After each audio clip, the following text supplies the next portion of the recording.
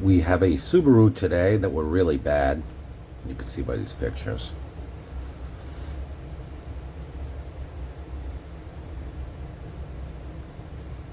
White haze, slight burn-in at the top. Same here. This one went a little yellow on the top, but we fixed it all up. It started to rain when we were done. Those are raindrops you're seeing on the face of the light. There's no defects there. But as you can see, they came out perfect.